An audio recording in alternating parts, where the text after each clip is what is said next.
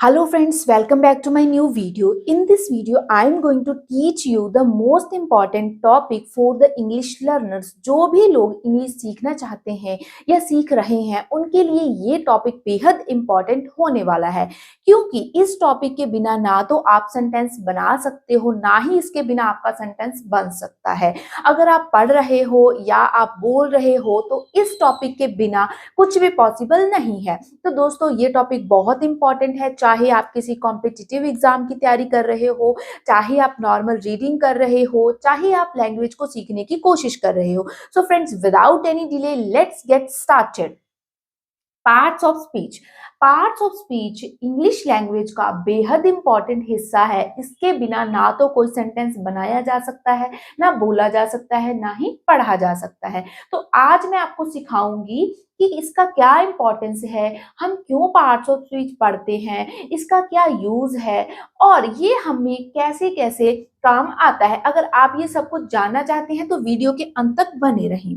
So parts of speech basically 8 type के होते हैं। ज्यादातर लोग, कई लोग 9 टाइप के भी बोल देते हैं जब वो आर्टिकल्स को इंक्लूड कर लेते हैं। मैं आपको यहाँ पर 8 टाइप के पार्ट्स ऑफ स्पीच सिखाने वाली हूँ।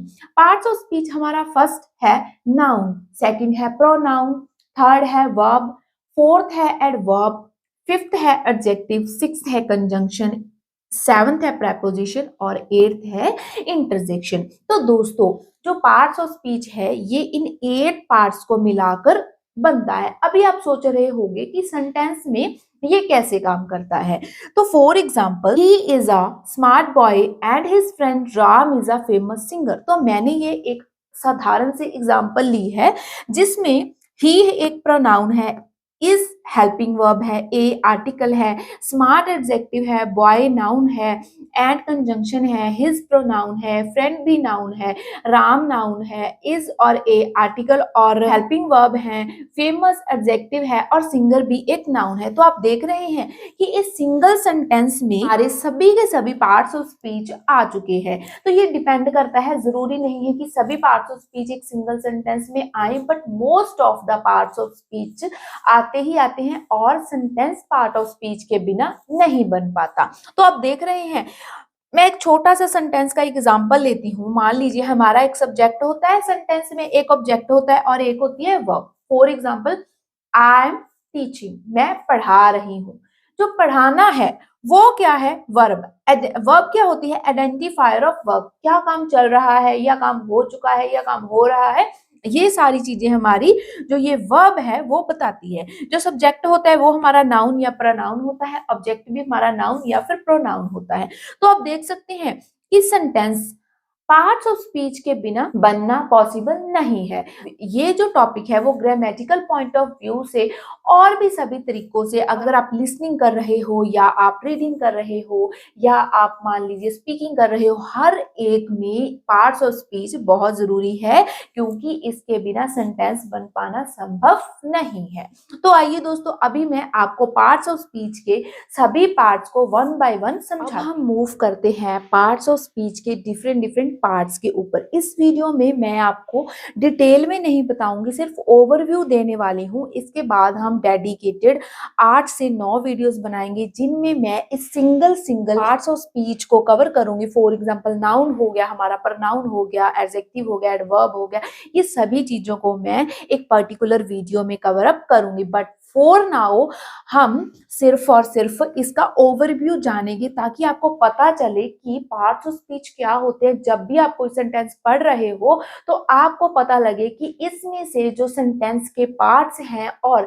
उनका क्या क्या नाम है, क्या क्या यूजेस हैं उनके, तो वो आपको पता चले, ताकि आपको ट्रांसलेशन करने में भी आसानी हो और आपको कोई भी इंग्लिश में लिखा हुआ सेंटेंस आराम से समझ में आ जाए। अब हम बात करते हैं हमारे पार्ट्स ऑफ स्पीच के बारे में वन बाय वन। एक एक स्पीच का जो पार्ट है वो मैं आपको इस वीडियो में बताने वाली हूँ।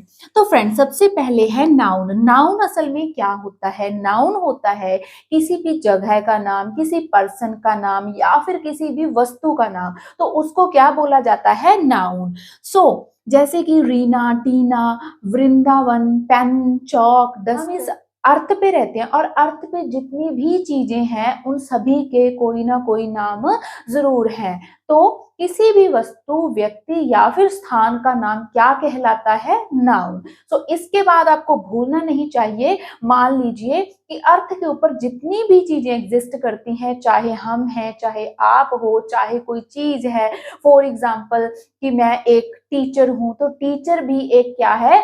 नाउन है। और मान लीजिए आप एक स्टूडेंट हो, स्टूडेंट भी एक क्या है? नाउन है। या आप मान लीजिए आप किसी सिटी में रहते हो, जैसे कि मान लो हम कहीं रहते हैं, दिल्ली में रहते हैं या फिर गुड़गांव में रहते हैं, तो दिल्ली, गुड़गांव, वृंदावन, मथुरा, ये सारी चीजें क्या है? प्लेसेस के नाम हैं।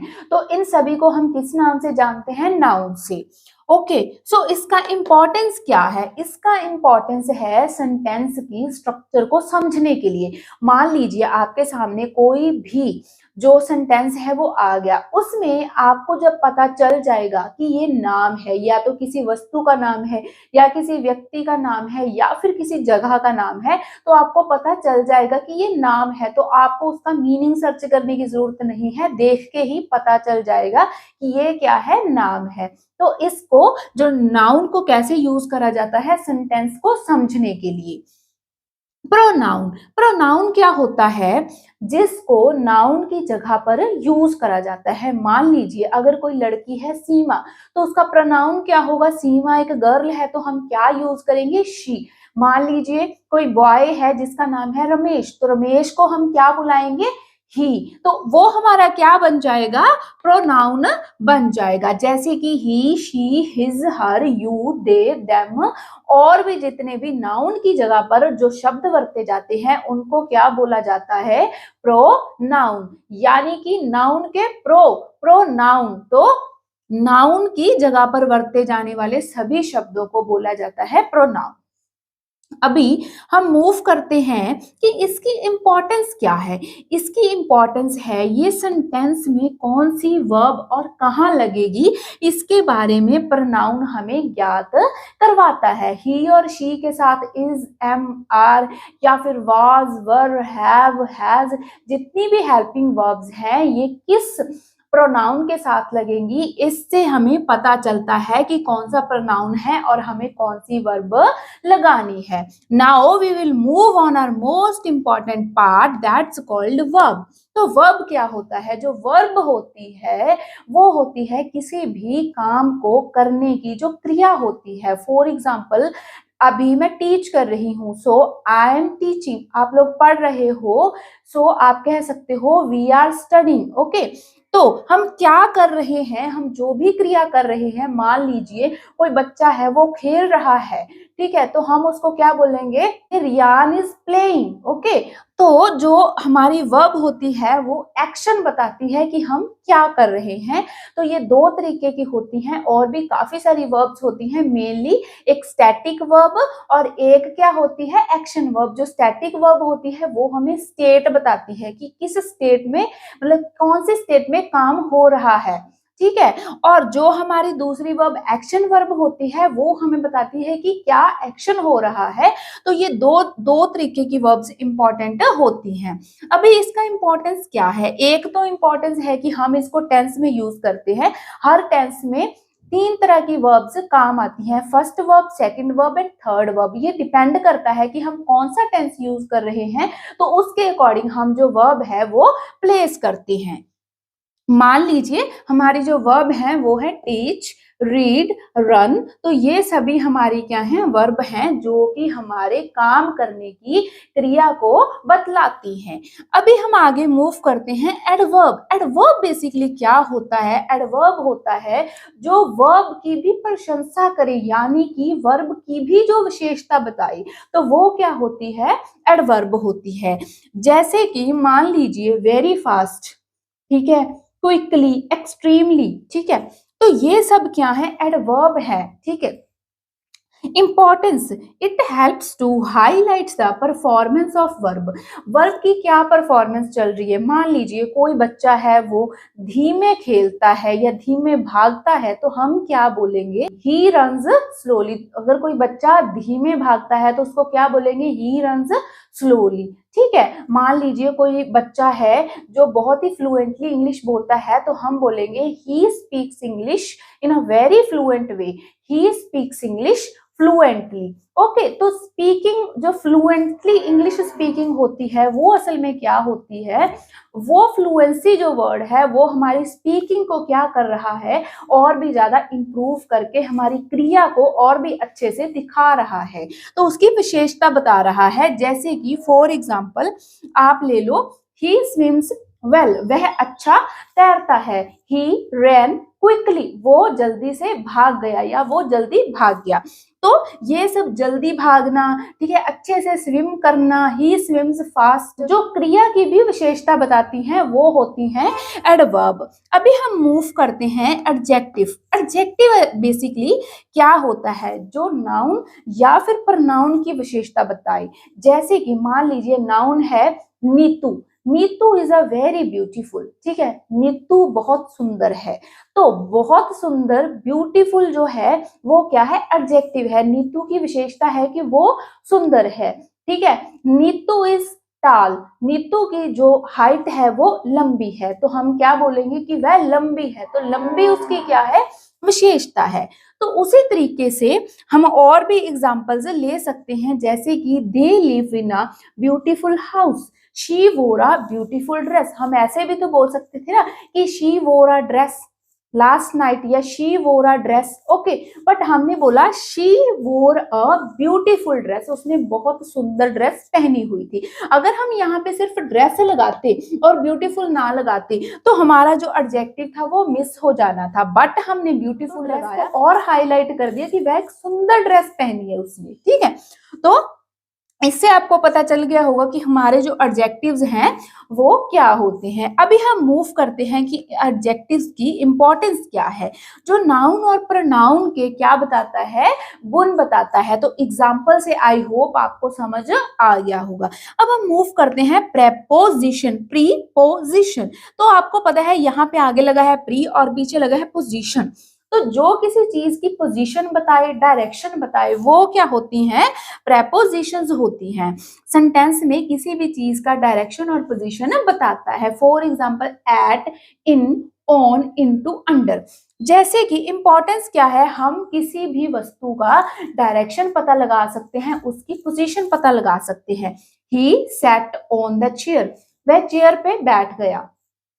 She was hiding under the table, वह टेबल के नीचे छुप गई। तो यहां से आपको पता लगता है कि हम यहाँ पे चेयर के लिए ऑन द चेयर यूज कर रहे हैं कि वे चेयर के ऊपर बैठ गया, चेयर के नीचे नहीं, चेयर के ऊपर बैठ गया। She was hiding under the table, वह टेबल के नीचे छुप गई थी। तो आप समझ रहे हो, हम नीचे के लिए अलग वर्ड यूज कर रहे हैं, ऊपर के लिए अलग वर्ड यूज कर रहे हैं। तो यह हमारे होते हैं प्रेपोजिशंस। क्या होते हैं, प्रेपोजिशंस। अब हम मूव करते हैं कंजंक्शंस के ऊपर। तो हमारा कंजंक्शंस बेसिकली क्या होता है, कंजंक्शन होता है जो किसी भी दो शब्दों को कनेक्ट करे, इनको कनेक्टर्स भी बोला जाता है। जैसे कि राम एंड श्याम, रीमा एंड सीमा, ठीक है, एंड, और, बट, येट, स्टिल, ये जितने भी शब्द जो है सेंटेंस के अंदर आते हैं, इनको क्या बोला जाता है, कंजंक्शन बोला जाता है। तो इंटरजेक्शन क्या होते हैं, इंटरजेक्शन होते हैं टू एक्सप्रेस एक्सट्रीम फीलिंग्स, जैसे कि हुर्रे, ब्रेवो, अलास। तो यह इंटरजेक्शंस जो होते हैं वो ज्यादा काम नहीं करते, सिर्फ और सिर्फ आपकी जो एक्सट्रीम लेवल की फीलिंग्स होती हैं उनको बताने के लिए ही ये काम में आते हैं। अदरवाइज आप इनको स्किप भी कर सकते हो, बट इनमें से आप कोई भी नहीं छोड़ सकते।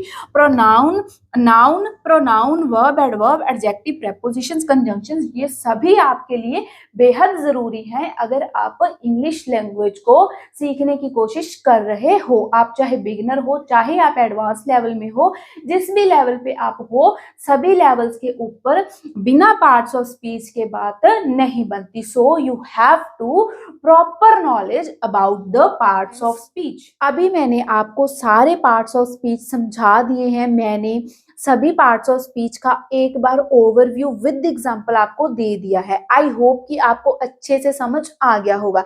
अब हम करते हैं हमारी एक्टिविटी इस वीडियो की। जो आपने पार्ट्स ऑफ स्पीच समझा है, देखा है, अब आपका टाइम है कि आप बताओगे कि कौन कौन सी पार्ट्स ऑफ स्पीच है इस सेंटेंस में। आपको खुद आइडेंटिफाई करना है।